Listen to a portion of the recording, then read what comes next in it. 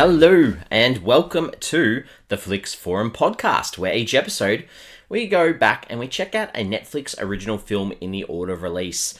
This episode is a little bit special because we're going out of order, because we're checking out Netflix's brand new film, which is a 2021 teen horror film, The Fear Street Part 1, 1994. This is directed by Leigh Janiak, and it stars Kiana Madeira, Olivia Scott Welch, Benjamin Flores Jr., Julia Rehwald, Fred Hechinger, Ashley Zukerman, Darrell Britt-Gibson, Hawke, Jordana, Spiro, and Jordyn DiNatale. I am Jesse, and I am here with a spoiler-filled bonus episode on this first part of a new trilogy that Netflix are releasing week by week at the moment, based on R.L. Stine's teen horror type of books, the Fear Street series. So I'm very, very excited to bring you this one as a bonus episode to break the order of the originals in release. So this show, we start off with our Fast Flicks, where I do a quick little summary of what the film is all about. And this one's it's about a bunch of teenagers needing to come together to overcome a curse that has hung over their town for a very long time. Now, there's a bit of information about how this one came to be, and obviously, like I mentioned before, it's based on the book series of the same name by R.L. Stine, and this is the first installment of 3 movies that are going to come out, but this is an original story. It's sort of taken the town and a few of the characters and put them together in an original story, and I guess this sort of came back in 2015, where a film adaptation it started to be developed by 20th Century Fox at the time. They are now 20th Century Studios, and they had Janiak hired, ready to direct, based on this script that was finished off in 2017. And they decided to get it up and running, and they filmed it back to back from March to September in 2019 in Georgia, America. And they did have the film set for a theatrical release in June 2020. However, the trilogy was pulled from the schedule because of COVID, which we've seen quite a lot with a few films in the last 18 months or so. And following 20th Century Fox being purchased by Disney, they decided, the distribution company, Sherman Entertainment, they ended this deal with 20th Century Studios, which they now are, and they gave the rights to Netflix in August 2020, and Netflix have held on to this, ready to go, with the first one, Fear Street Part 1, 1994, being released on Netflix on July 2nd, 2021, and then the other 2 are going to be released in the following week, so on the 9th of July and then the 16th of July as well. There's, I guess, a couple of little interesting things about this story. Around the world, they've changed the title a little bit. Like, so with Fear Street, the word street's been replaced with like words like alley and avenue, and then the word fear has been replaced with terror and horror. So same sort of gist. Obviously, Netflix being the huge international distribution company that we see today, has this all around the world. The art department, there's a little bit of a nice story here where they wanted to convince the director that a human, and sorry, I have said spoilers, so this is a big spoiler now. If you haven't seen the film and want to check it out, give us a pause now, because there's a scene where the director wanted a human head to go through a bread slicer, and she was adamant, it's going to work, and the art department's like, nah, it's not going to. So to prove her wrong, they bought this bread slicer and they put a watermelon through it to show her that it wasn't possible, and to their surprise, it actually worked perfectly. So everyone cheered, and they're like, cool, we can do this this scene, and that might be spoken about a little bit later on, where we do see a human head go through a bread slicer. The other thing, I guess, and most people have probably picked up on this one, but the opening scene, it's a little bit of a homage to Scream, where we have a female being chased around by a killer with a mask on, and the girl, and they've said that, this was the big name. The girl there is actually Ethan Hawke and Uma Thurman's daughter, and she doesn't last very long. So again, another big spoiler, which I've started this one off with. Consensus. So it's early on. This has only been out for a few days, but on Rotten Tomatoes, it's already certified fresh, and that's on 65 critic reviews. It sits at 88%, which is quite high for a teen horror type of film. The audience has it a bit lower on 64%, and that's on over 250 reviews, which is on the high end for audiences on Rotten Tomatoes.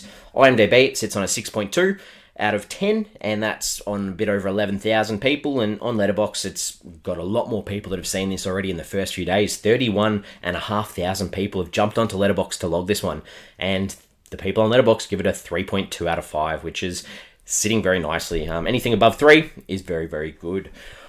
Early thoughts for this one. I don't want to take up too much time, but I mean, the start was a bit slow for me. It did feel a little bit too cliche, and it didn't seem to be going anywhere, and it did definitely pick up in the back half, and did have some memorable moments, which I'm looking forward to getting into when I talk about some of the scenes. But before I do that, just mention a few of the characters, just to give us a gist of what's going on, and obviously I think we're going to follow a couple of these characters into future films, but like I said, I've already spoiled a few things. A couple of characters I'm going to talk about now may not make it to the second film, but the main character in this one is this character called Dina, and they set her up as this sort of down in the dumps. Her father's an alcoholic.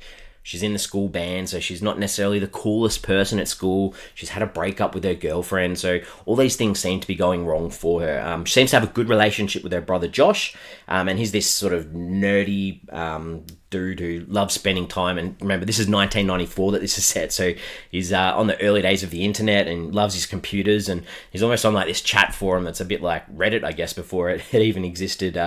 And throughout this, her brother Josh is this knowledge provider of all things to do with this town that this film set in, Shadyside, and he has a crush on this girl called Kate. But he freaks out at the sight of girls. So Kate's this head cheerleader, and she's popular, she's cool, she's sort of selling drugs on the side. So we do see a little bit of her throughout the film as well, and she doesn't live too far away from Dina and Josh. A couple other characters, I guess, that I'll briefly mention is Simon, who's Kate's best friend. He's meant to be this stereotypically funny sort of dude that provides the comic relief, but for me, it did not make me laugh at all. The last one, a very important character that I can't forget to miss is Sam, who this is Dina's ex-girlfriend. She'd left Shadyside and moved to the neighbouring town called Sunnyvale because her parents had divorced, and she broke up with Dina because of this move. And she's a cheerleader as well, and spoiler territory, but she's the one that sort of this whole supernatural presence is felt through because and all the issues that they're feeling come through her because of a car accident that she's had where she's seen a vision of a witch, and this witch is now after her, I guess is the best way of putting it. The director, Leigh Janiak, has directed all 3 of these films, so the next 2 that are going to come out as well, depending on when you've listened to this episode. Her debut film was called Honeymoon in 2014, and she's done a couple of TV episodes along the way as well, including the Scream TV series, which fits in very well with this film because it would have got the idea of those genre conventions that you need to follow to keep the audience on edge and ready to go. Time to talk about some scenes. This is where I break out some scenes that I enjoyed and some ones that I didn't necessarily like. So start off with the good ones, and I think that there's a lot of little references in this film throughout that you can go back on a rewatch and pick up on. And the opening scene for this one had a couple of little references to books in this bookshop, authored by Robert Lawrence. And anyone who's a fan of Goosebumps or R.L. Stine knows that that's his name. And the lady buys a book called The Wrong Number, which is one of the Fear Street books. So it's a nice little reference to the author in the opening scene of this one. Continuing with the opening, there's a bit of a credit scene where they have all these articles from the Shadyside Herald, and they talk about this mall massacre that we see and all the murders that have happened in this town throughout the years. And I think that was a really good setup for what was coming. And I did pause and stop and look at these, and I don't think they were going too fast. I think that you got the general gist that there's been a lot of death and tragedy in this town, and that was set up really early on really well. Another thing that I enjoyed was there's this scene later in the film where there's all these villains and the kids put together a montage of how they're going to trap these bad people at this school in these toilets and going to light them on fire and blow them up, and there's this huge explosion, and I thought that was really, really well done, as well as another sort of murder spree scene, I guess, where they're in a supermarket. This is really cool. And there's a couple of these kill shots where this character Kate gets stabbed and then her head gets put through this bread slicer, like I mentioned before, which I just was not expecting. And the same with this other character, Simon. He gets his axe through his head, and I was like, oh wow, we're late in the film. I thought everyone was going to get out of this all right, but knowing the way that these types of films go, I shouldn't have been too surprised. The last thing that I like too is at the end there is another sort of shock stabbing where Sam stabs Dee. I really would have liked the film to have ended there and then picked up on that nice sort of little cliffhanger, but it didn't, and it continued on. And I might talk about some forgettable stuff now where I'll finish off with that, but the opening chase through the mall scene, the jump scares in this and the creepy elements just didn't work for me. And I know, like I mentioned before, they were doing this paying respect to Scream, but there were just too many stabs and slashes that, as an audience member, I'm sitting there going, this girl could not continue to survive through this scene. The other thing too, they're in the toilets at school, and there's all this graffiti on the toilet walls about the witch in the town that everyone knows about, and they're just perfectly written on the toilet wall doors, and no school would let this fly. They'd be gone straight away. Those toilets would be closed until they caught the culprit that had done the vandalism. There's another scene with Deanna, and the first scene we see her and Sam together, and they talk about each other's futures and pretending to be someone that they're not. I just found this a really weird fight scene. Just didn't sit very well at all for me. I also, like I mentioned before, I really enjoyed the start where they introduced the audience to all of the different things that have happened to this town through newspaper articles in the opening montage. And Josh, the brother, we get that he is on these online chat forums and threads where he understands, and he's got a great knowledge of what's happened in this town. But I just didn't really appreciate that, him filling us in again, where I'd already seen a lot of this stuff already. It just felt a bit repetitive. Towards the end, I liked the scene at the school where the kids, gang up on these villains. But how did they get in there? Like, they got these new outfits. The doors must have been unlocked, and then there's just this whole scene. The couple sort of go off and have sex together, and the one Simon dude by himself masturbates, and it just felt really weird. Don't know if that was really needed. And like I mentioned before, while I did enjoy that supermarket scene with the kills, there's this scene where, if Sam, this is a spoiler again, if Sam dies, then the witch will leave her. They just got to revive her or bring her back. So they were trying to overdose her on drugs. That didn't work. So Dee decides to drown her. But then when they're trying to revive her, she's like stabbing the EpiPen in her chest. And I'm like, anyone that knows how an EpiPen works knows that that's not what you should be doing. And she drowned her. So it was going to have no effect. And then eventually she starts doing like compressions and resuscitations. And it would have helped if she had have started that a little bit earlier. The last thing I'll mention is right at the end, they do have this preview for the second part. I stopped because I did not want to watch this. I wanted to go in cold to the next one. And I'm not sure what other people think about that, but I just wanted to make sure I stopped and didn't give myself any spoilers of what's to come, I guess. Some themes or some ideas in this one. I think there's a lot about friendship, about teamwork, working together, banding together to get things done, and using each other's traits in a positive way to overcome odds, I guess. And the idea too of young love, and it's a team film, so you're going to have these ideas of being there for each other, and it was really good to see a leading representation of a gay couple on screen. That was excellent, and hats off for doing that in such a good way. What did I take away from this one? Finally, also, I guess. Online, I briefly saw there's been a bit of criticism about the soundtrack for this one, where there's a lot of songs that are in this film that weren't actually out when the film's based, but the soundtrack was killer. I thought it was excellent.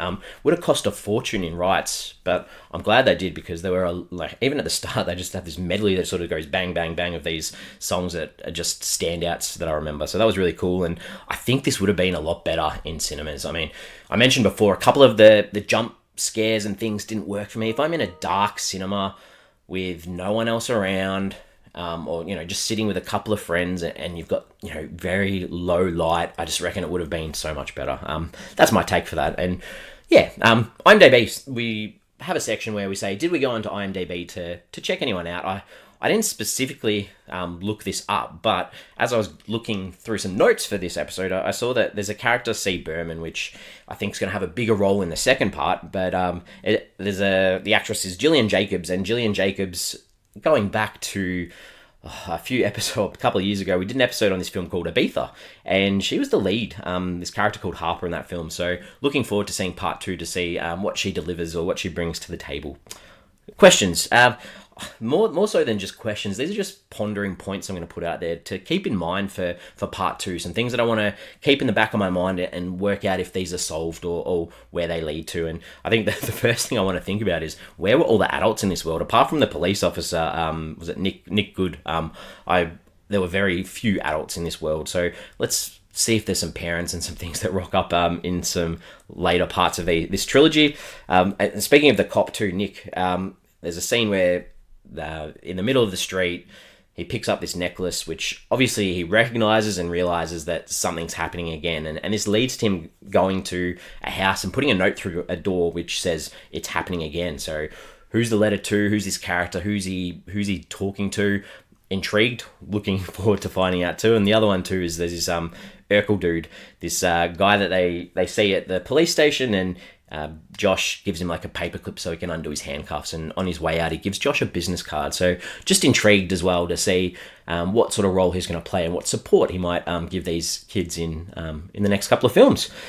All right, time to wrap this one up, I think. And as I mentioned, bit of a slow start for this one, but I think it's set up a trilogy quite well. Like it's got me intrigued to be like, there's enough questions, I want to stick around, see what's going on, see where this goes. So I'm giving this a 3 out of 5, and good solid start. I'm hoping it picks up and hoping that it doesn't sort of drop off, but well done to, filming 3 films back to back and getting them all released week after week. Keeps the audience going and coming back for more, which is, something that sometimes we miss with these Netflix binge sessions where they dump whole seasons at a time, and it's just nice to have this weekly thing to be like, cool, I'm going to hang out till next Friday when the next one comes out. So gives us a 3 for our Flix Forum average. And social media, we have Facebook, we have Twitter, we have Instagram. Please give us a follow, give us a like if you can. The question I want to put on there is, are you going to stick around for the next 2 films in the series? Has the first one got, whet your appetite, ready to go?